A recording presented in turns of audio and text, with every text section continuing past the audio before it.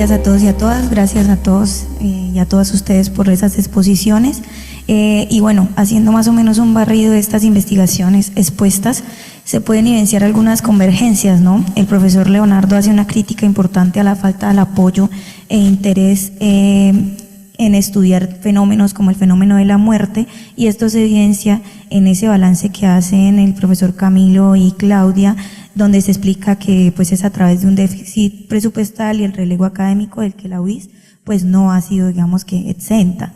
Y es evidente a través de todas estas exposiciones la necesidad de la interdisciplinariedad con la antropología, el arte, y ahora bien, hablando del uso de fuentes y a partir de los hallazgos, como en el caso del profesor José Vicente, que nos explica algunas herencias que tenemos, el profesor Leonardo hablando de los avances en la evidencia de la tecnología lítica, asentamientos pequeños en los anillos de piedra, y todo esto, digamos, explicando, y yo creo que esta pregunta va para ustedes dos, que lo hacen a través de una visión crítica, cómo a partir de estos resultados se pueden construir paradigmas con un enfoque que también decolonice el saber y reconozca la pluridiversidad.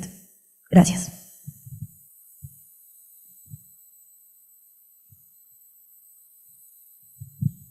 Muchas gracias. Una pregunta para el profesor José Vicente referente a la deformación craneana. Yo tuve la oportunidad de visitar un colegio en el municipio del Cerrito, Santander, donde tienen unos restos óseos que encontraron en una cueva y tienen una deformidad craneana bastante fuerte. La pregunta es, ¿esta deformidad craneana se asocia a jerarquía o la deformidad craneana se hacía en cualquier persona o cualquier miembro de la comunidad? Muchas gracias.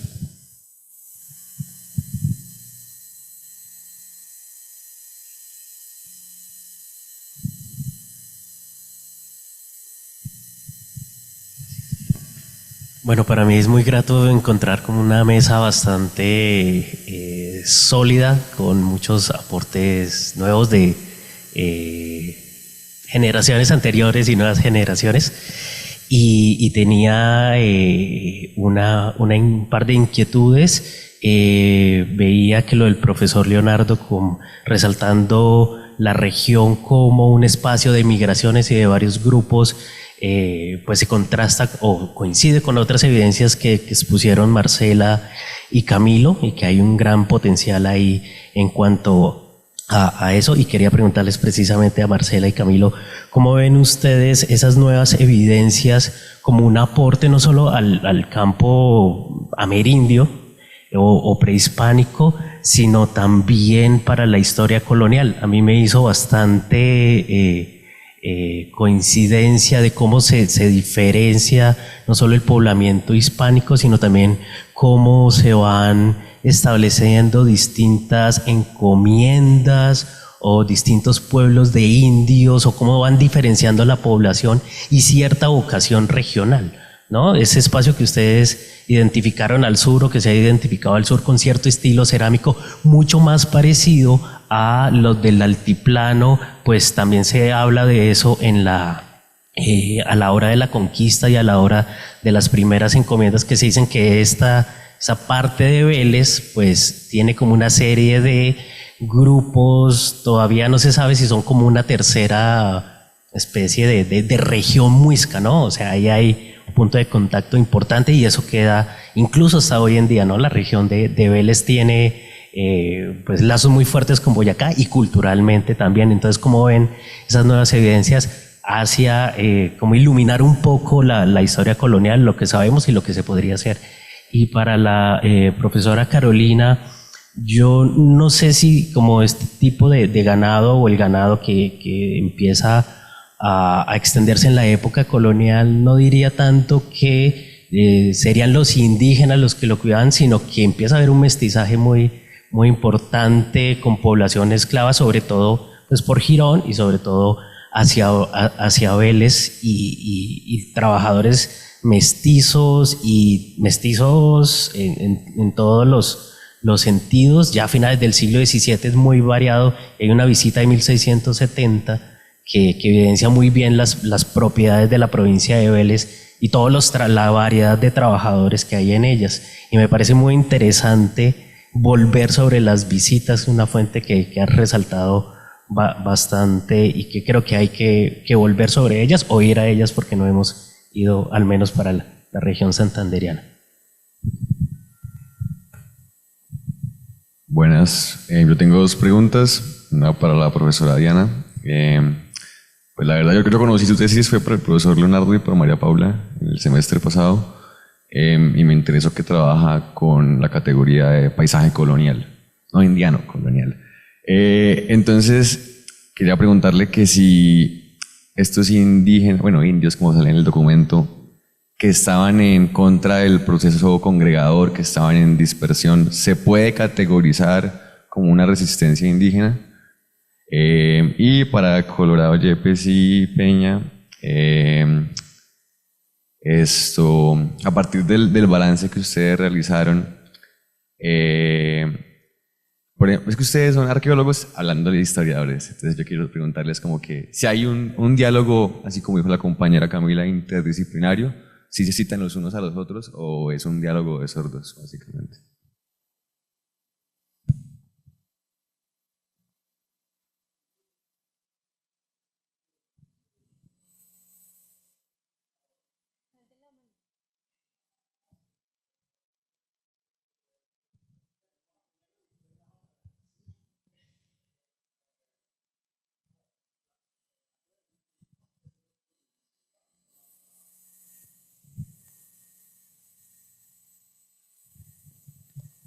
Bueno, yo tenía una pregunta.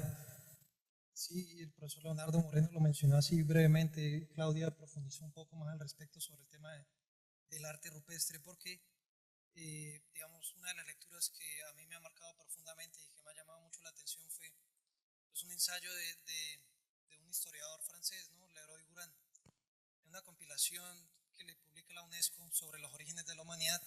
Él dice que cuando aparecen el arte rupestre en las cuevas de Altamira hace 40 o 50 mil años, pues ya no hablamos de protohombres, sino de auténticos seres humanos.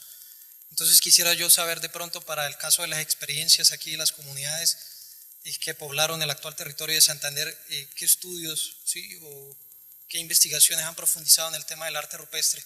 Y lo otro, con base en la intervención de la profesora Diana, me llama mucho la atención ese punto que toca acerca de las nuevas interpretaciones, desde presupuestos decoloniales y demás, que buscan romper esas visiones, ¿no? o la dicotomía pues, entre hombres, humanidad y naturaleza. Marco Raúl Mejía diserta un poco al respecto y encuentro yo que es una discusión muy reciente, lo vemos ahorita, ¿no? Digamos cuando se nombra al río Cauca como víctima del conflicto o a los ríos como sujetos de derechos. Entonces, digamos, en esa perspectiva, no solamente del pasado prehispánico y colonial, sino que se puede profundizar al respecto y cómo esas visiones también están permeando, digamos, la contemporaneidad. Sería como mi pregunta a la profesora Diana. Gracias.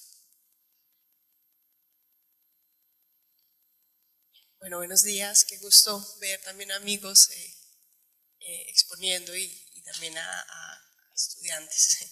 Yo tengo una cosa que quiero primero rescatar es el uso de la información de colecciones que se ha dado de una manera tan acertada y tan prolífica con relación al estudio de Santander. Creo que eso es algo que es importante y creo que hablando precisamente de una línea de investigación, pues tenemos acá ejemplos que creo que son muy útiles y muy valiosos. Eso por ese lado. Entonces, con relación a las colecciones y al uso del material, tengo una pregunta especial para el profesor José Vicente, con relación a qué limitaciones o qué cuidados, qué precauciones se deben usar cuando se hacen análisis biológicos. Tú pues, nos decías que habías trabajado con diferentes colecciones y nos haces un paseo por los diferentes tipos. A mí, digamos, me gustaría que nos contaras más, digamos, en esas relaciones, hasta qué punto las colecciones para esos análisis de nitrógeno y demás pueden ser afectados o no por el cuidado que ha habido del material orgánico. Eso me gustaría mucho que nos contaras. Y una pregunta para la profesora Carolina, que me pareció genial esta cosa de estos intentos de divulgación científica desde otras miradas y desde con este espíritu de divulgación científica. Parece que es precioso, y el arte creo que ahí encaja muy bien con la ciencia. Me gustaría saber si has hecho ejercicios de co-creación, de conocimiento, o sea, que nos hablaras un poquito más de lo de las colecciones, que me pareció súper lindo y muy valioso. Gracias.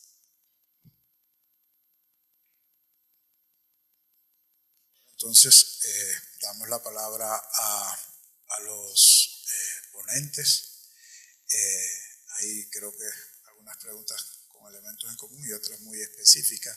Entonces, no sé cómo comenzamos, profesor. ¿Comienza usted? Gracias.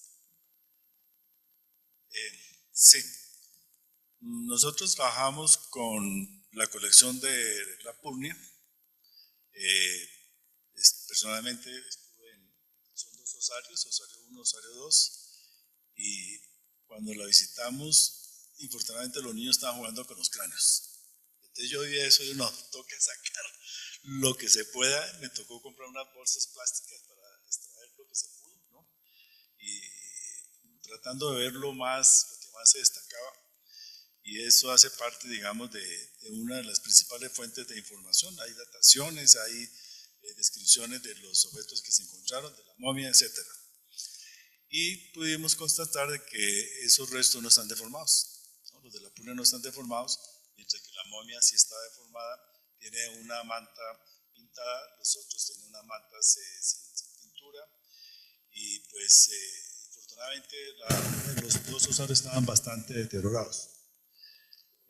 Una parte se llevó a Bogotá y aquí quedaron unos cráneos, ¿no? En el museo de la Purnia, en el museo aquí de la UIS. Y con respecto a la deformación, pues lo que se puede juzgar que es, digamos, el contexto que mejor se conoce, es que hay unos individuos sin deformación que están inhumados, digamos, dispuestos en el interior del osario, pero hay un individuo que está deformado y que está con unas características especiales, manta pintada, además de la deformación. Por eso suponemos, ¿no? Por supuesto que hace falta un mejor contexto de que existía una diferenciación social en la deformación cefálica. Y los que se encuentran en la casa de Horacio Rodríguez Plata en el Socorro tienen un tipo de deformación único, ¿no? Yo diría que en América, ¿no? Que es un tipo de deformación como anular, quizás le colocaron algunas bandas, ¿no? Y con eso es deformar la cabeza, algo que no se ha reportado en otras partes del país. Entonces ahí hay una diferencia. Con relación al manejo de las muestras biológicas, como esto fue un trabajo interdisciplinario con ontología, genética y antropología, pues se trató de no afectar a las momias más de lo que están afectadas. Eso han pasado por muchas manos y el ICA no las quiso y las llevó al Laboratorio de Antropología Física de la universidad. Estamos en un dilema porque hay que almacenarlas en un espacio diferente, ¿no? Y yo creo que pues, las de aquí de la Casa de Bolívar están en un franco proceso de deterioro precisamente porque no están en las condiciones más adecuadas de temperatura, humedad. Los colegas aquí del externado saben ese tema de conservación de sus materiales.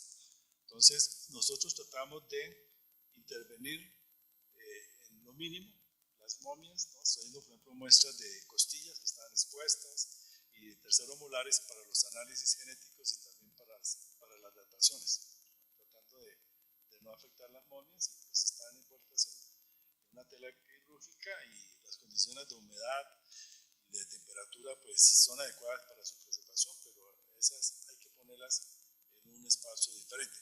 Por eso en el mundo ya no se estila tener momias en los museos, por cuestiones éticas, ¿no? Porque ven eso bastante macabro, ¿no? Y también por cuestiones de preservación del material. De ahí de que se está escaneando. Por ejemplo, nosotros apoyamos en el Perú el Museo de la Dama de Cabo. Es una sola momia, pero tenía un ajuar impresionante.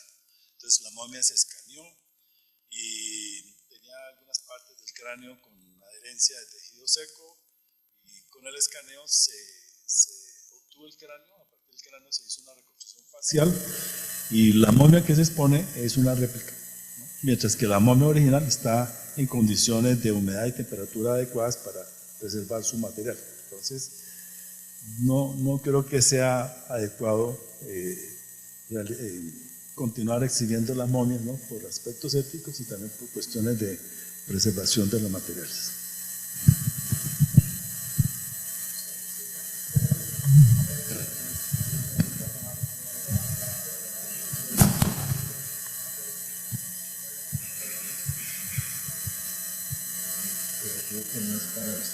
Pero la del arqueólogo.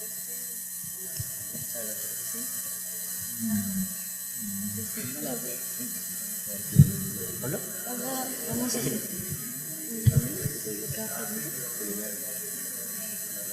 Soy más bien anfitrión, entonces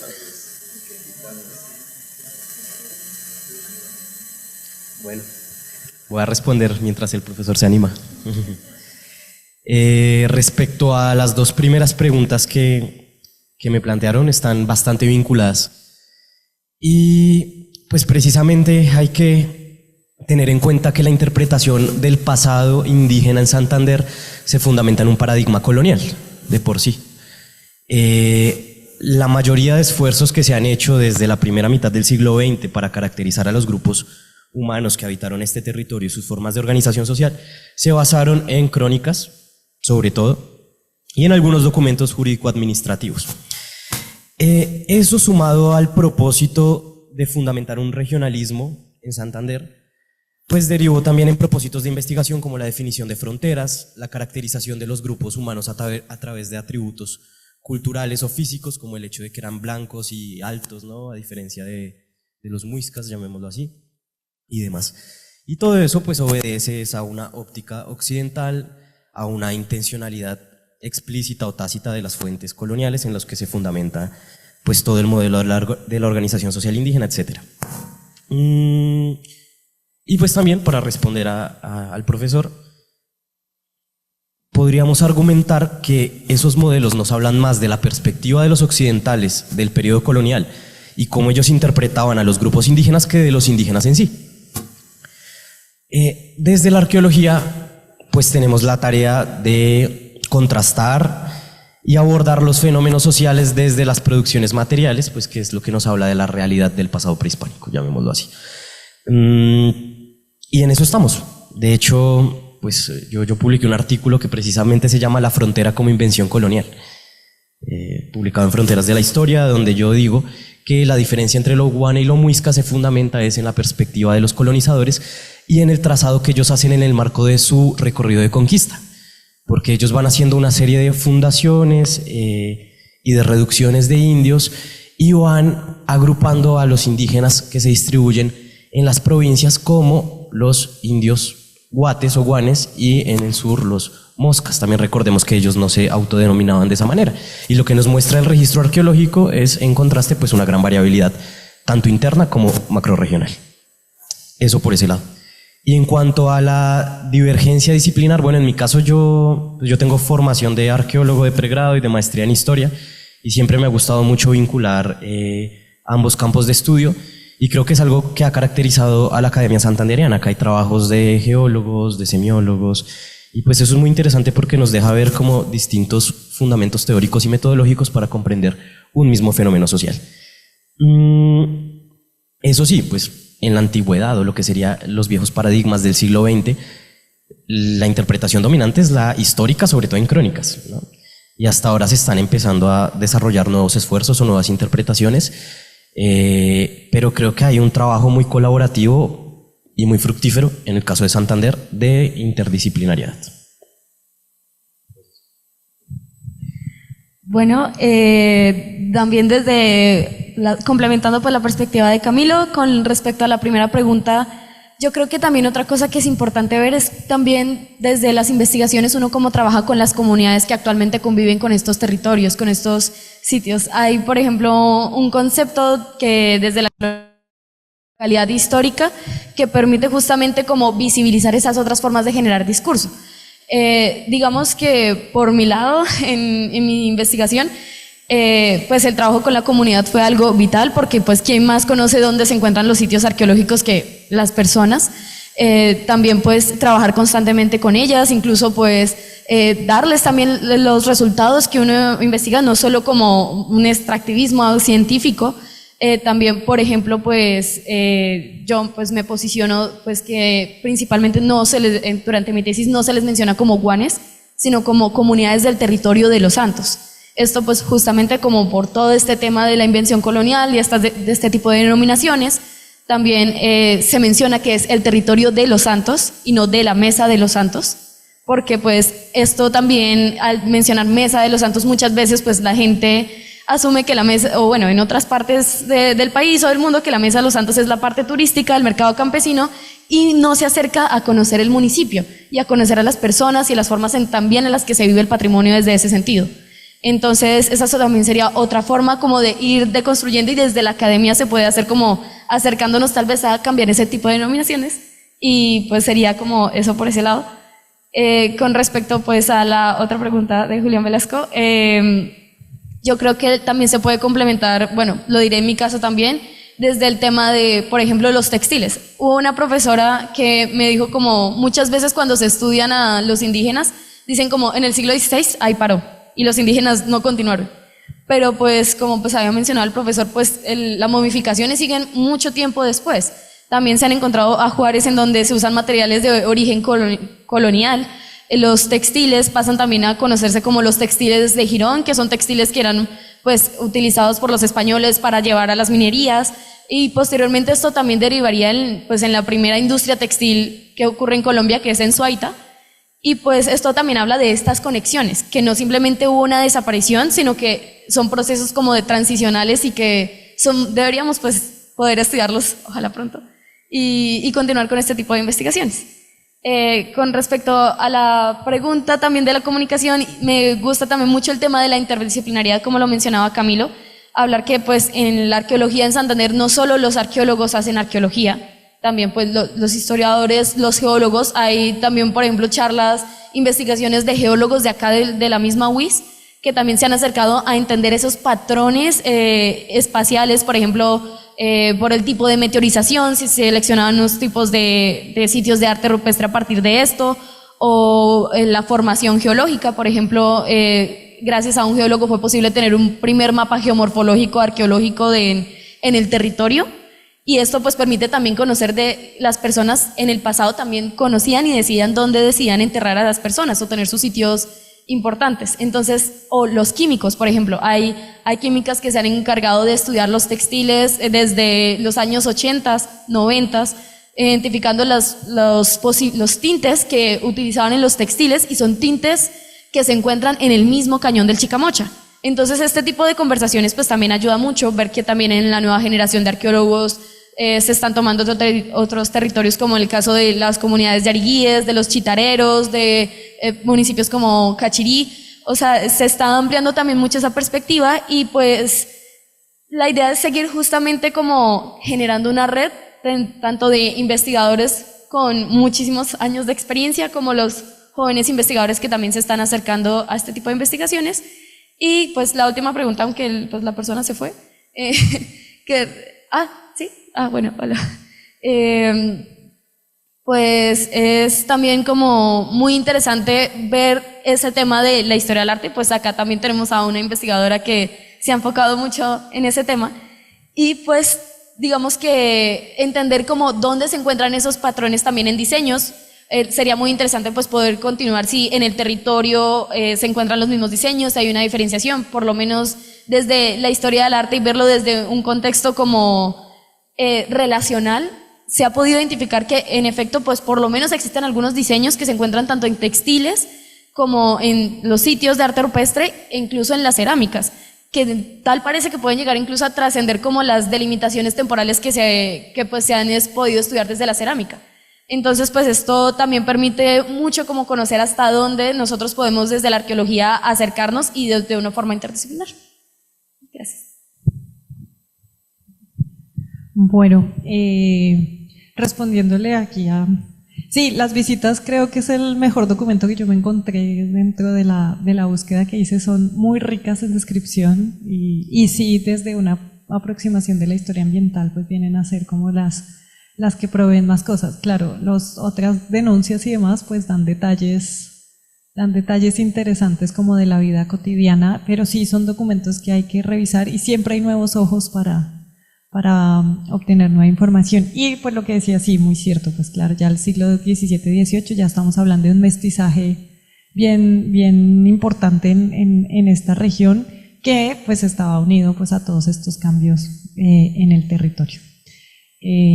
A eso pues no encontré, digamos que pues ya también por temas de hasta aquí hay que trabajar, ya hay que graduarse, no continué con la exploración.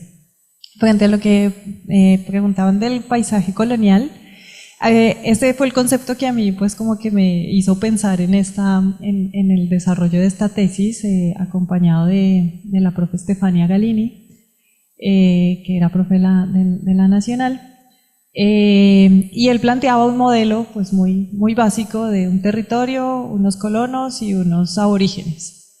Yo en ese momento pues le inserté como la idea del mestizo, pero claramente ese modelo que se puede reactualizar pues hay que incluir a los no humanos, denominación que no me gusta porque sigue siendo antropocéntrica, pero que es como el lenguaje como que más común que se sigue. Entonces en esa lectura pues uno puede ver cómo cada actor y en las interacciones pues se va generando esta transformación, pero creo que la idea de un paisaje netamente colonial a mí todavía me parece muy sugestiva en términos de pensar estos espacios como espacios de poder y resistencia.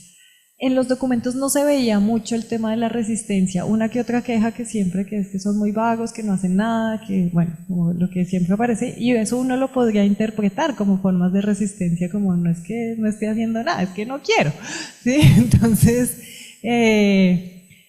pero pues eso incluye pues una lectura como mucho más detallada allí, pero sí claramente pues no podemos imaginar que los españoles llegaron aquí, impusieron y no pasó, y los indígenas simplemente dijeron sí señor, ¿sí? Entonces se iban dando allí cosas. Habría que seguir explorando documentos para ver si desde otros ámbitos de la vida cotidiana, que pues como antropóloga es lo que me interesa, puede uno pues encontrar otras formas de encontrar estas interacciones y estas transformaciones en los paisajes. El compañero que preguntaba sobre el pluriverso y todas estas nuevas teorías pues son supremamente relevantes, son discusiones supremamente importantes en la actualidad, podernos pensar de otra manera. Como nos decía Latour, la modernidad nunca se dio. Realmente esa separación entre el mundo de la cultura y del mundo de la naturaleza no se dio. Nosotros somos una mezcla de todo y estamos influenciados por todo, y reconocer, pues sobre todo, pues reconocer todas estas contradicciones en el país son muy importantes. Todavía esta lógica del desarrollo que viene muy atada a lo económico, pero pues somos un país pluriétnico y multicultural y todavía no reconocemos y todavía no nos entendemos en estas diferentes formas de vivir porque tampoco nos reconocemos nosotros como parte de la diversidad, ¿sí? Entonces, sí, los indígenas están allá en la selva, como siempre decía el profe Pineda en clase. El indio es indio mientras esté allá en la selva, ¿sí? Que era como el imaginario que siempre se había tenido. No logramos reconocernos también nosotros como parte de la diversidad no étnica, pero sí de la diversidad cultural del país. Entonces, son discusiones súper importantes porque cuando empezamos a entender a un río como víctima del conflicto, a un río como sujeto de derechos, estamos hablando de unas conexiones de los seres humanos con su entorno que van mucho más allá de la noción de recurso, de la noción economicista, de cómo vivimos en este planeta. Y si queremos alternativas, pues tenemos que mirar para otro lado. Y nosotros acá tenemos ventajas de muchas formas en esa diversidad. Y frente a la última pregunta, pues bueno, mi vida académica pues ha saltado de muchos lados. En este momento en la Manuela Beltrán no existen programas de humanidades, yo hago parte de un área transversal. Y dentro de esas cosas que le tocan a uno, pues yo también soy coordinadora de investigación de cine y televisión.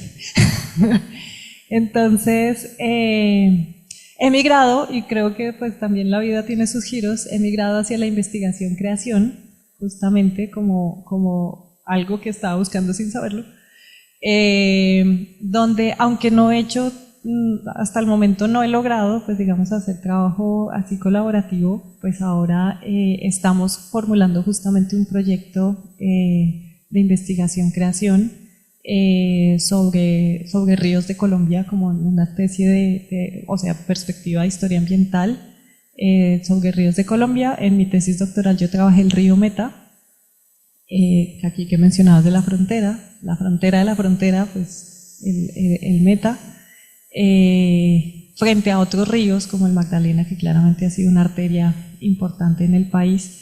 Y estamos allí planteando algunas cosas. Lo que pasa es que eso le implica a uno aprender a pensar de una manera distinta. Entonces, ahora que estoy entrando al mundo de la transmedia, entonces estoy entendiendo cómo estas formas de las narrativas, las construcciones de narrativas en diferentes plataformas con diferentes lenguajes, pues tiene un potencial enorme. Entonces, siempre ha estado pues en mí como esta cosa de la divulgación, pero pues a veces se vuelve difícil realmente llevarla a cabo por estos tránsitos académicos en los que yo, pues particularmente yo me he visto inmersa.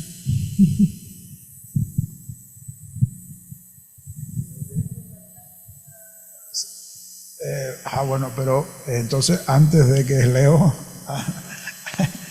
ya cuando te has decidido, démosle también la cortesía al compañero que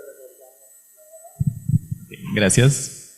Bueno, yo tengo una pregunta para el profesor Camilo y Marcela, y tengo una pregunta para la profesora Diana. Bueno, para Marcela y Camilo, pues, ¿qué pasa, por ejemplo, con los textiles que son datados del siglo IX y que tienen diseños pues parecidos o similares a los de las cerámicas?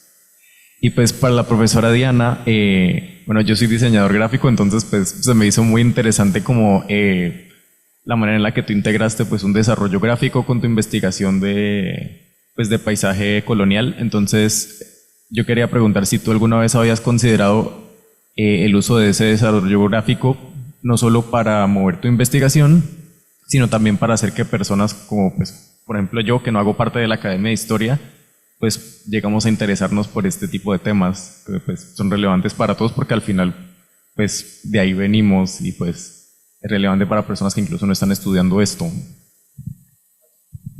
Bueno, entonces,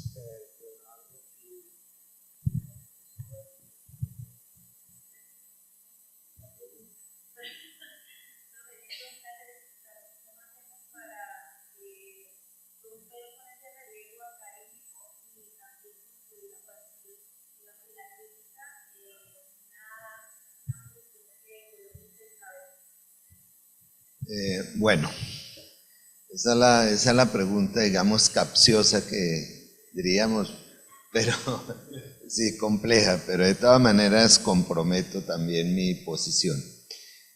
Mire, lo primero que yo quiero decirles, y un poco dirigido a los estudiantes, seguramente no se entendió dentro de mi exposición una apuesta que hacemos en integrar el relato de la arqueología, el relato de la etnohistoria, en el entendido que el relato de los historiadores y el relato de los arqueólogos, antropólogos, son relatos excluyentes.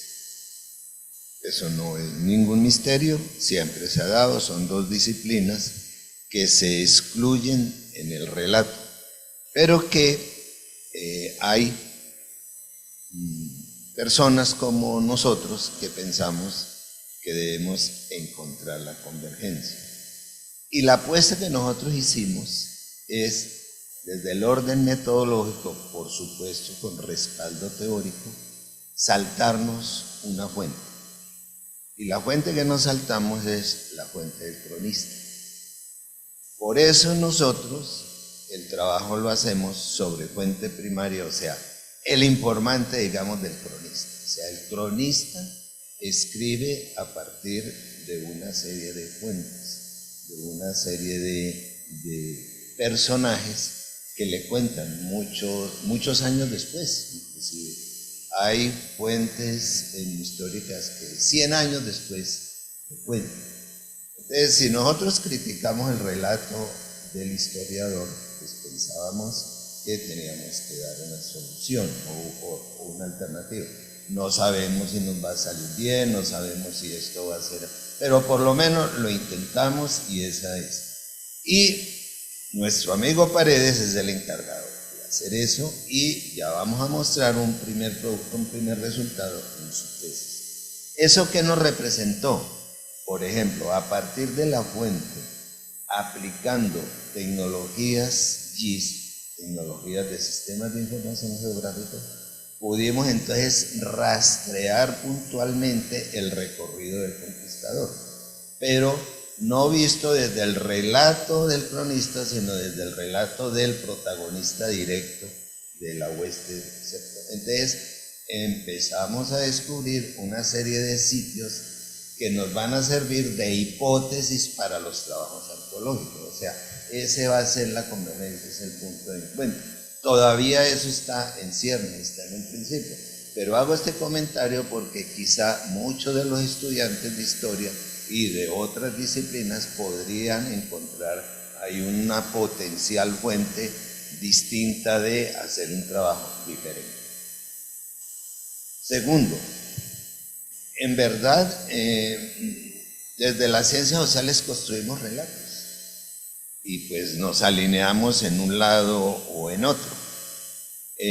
Infortunadamente esto a veces lo llevamos a unas posiciones personales y nos volvemos entonces sesgados. Pero independientemente de todo, yo lo que quiero resaltar de nuevo es que Santander o la región santanderiana, hay que verla en dinámicas de poblamiento a partir de regiones geohistóricas. Eso incluye una idea del territorio, que es el del territorio. Aquí varios de mis colegas han esbozado ya una idea. Pero una idea fundamental es que los asentamientos humanos están en función de los ecosistemas y de los geoterritorios. Eso es evidente desde épocas prehispánicas, inclusive de cazadores-recolectores. ¿Y qué es lo importante de eso? Que no es porque alguien haya descubierto que este es un territorio ideal para migrar a él, sino porque por alguna circunstancia el lago de Maracaibo se convirtió en un eje de movimientos poblacionales y a partir de ahí se vinieron, penetraron. Entonces hay un movimiento de poblaciones de épocas muy tempranas que no lo podemos olvidar. Esto no lo planteo yo, esto no es de mi cosecha, esto lo han planteado ya Gerardo Ardila, lo ha planteado el Horizonte Rancheroide, se ha planteado desde épocas muy tempranas y es evidente que hay una evidencia. Ahora, con un colega que se llama Lino Meneses hemos hablado y hemos encontrado en algunas zonas del lago de Maracaibo, la laguna por ejemplo, han encontrado evidencias muy parecidas, materiales cerámicas a las que nos hemos encontrado aquí, casi las mismas.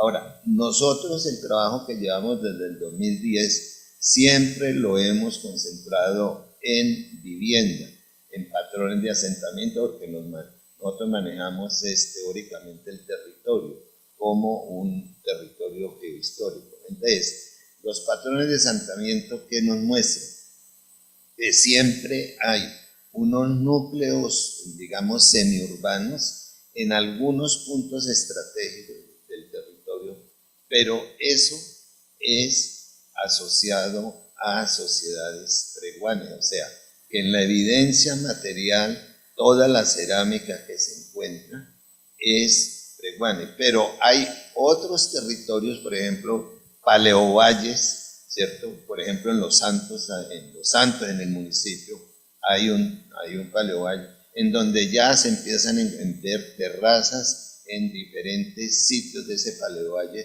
y ya jerarquizadas. Ya es evidente que la forma, la ubicación estratégica y el acceso al agua está relacionado con el tamaño de la vivienda.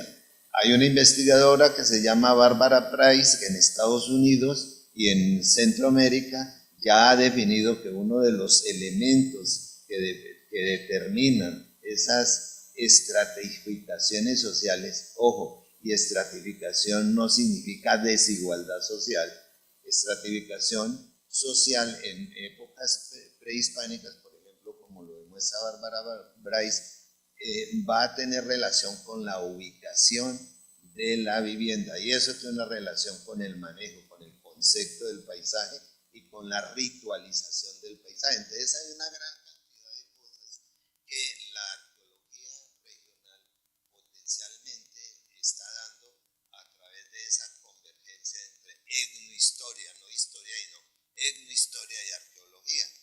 Pero infortunadamente todo esto necesita más investigación, más trabajo para poder cerrar estas hipótesis y pues, bueno, no existe.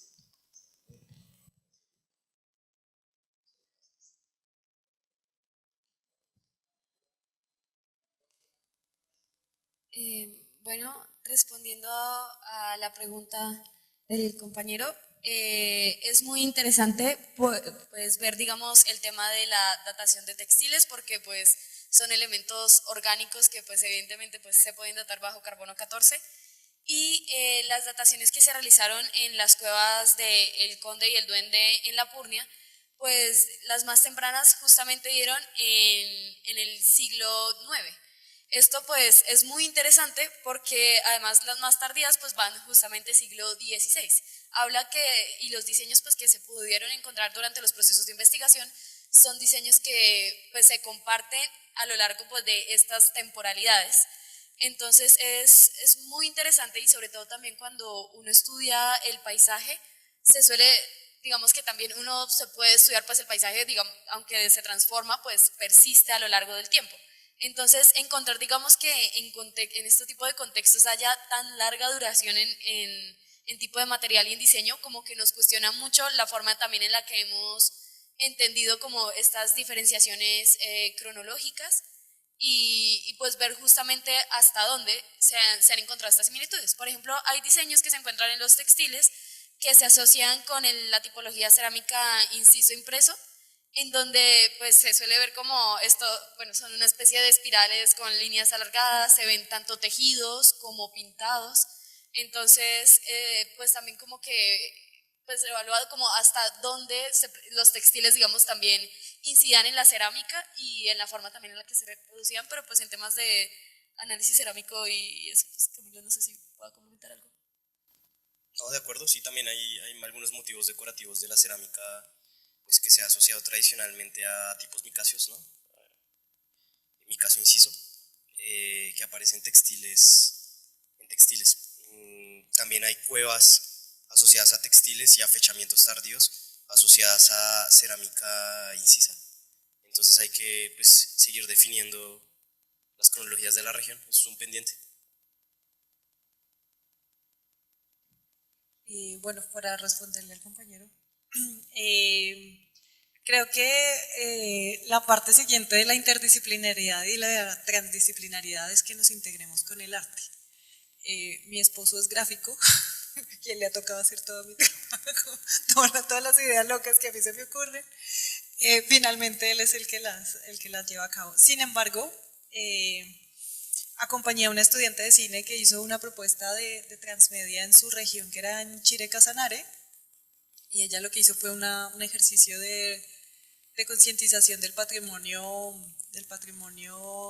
cultural de ese poblado. Ese es un caserío, y pues es un proyecto financiado por el Ministerio de Cultura, y su entrega final era una cartilla transmedia, donde con cartografía social los niños sobre todo dibujaban lo que le contaban los grandes, que era el patrimonio, y ellos escribían cuentos, y con los cuentos se escribieron canciones llaneras, y todo esto quedó muy bonito gracias a un gráfico, porque el gráfico logró unir todas esas diferentes formas y llevarlo a un lenguaje visual comunicativo, pues finalmente el diseño gráfico es comunicación, donde claramente no tienes que ser ni experto en ni conocedor de, sino que simplemente transmite de inmediato.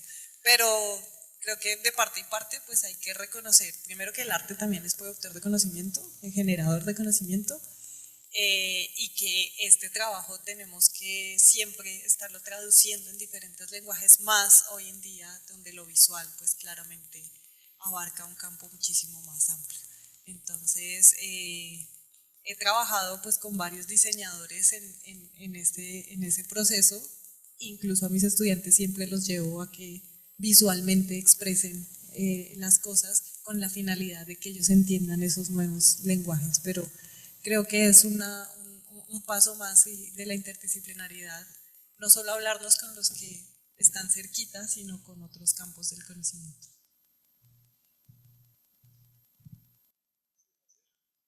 Bueno, un fuerte aplauso para nuestros ponentes.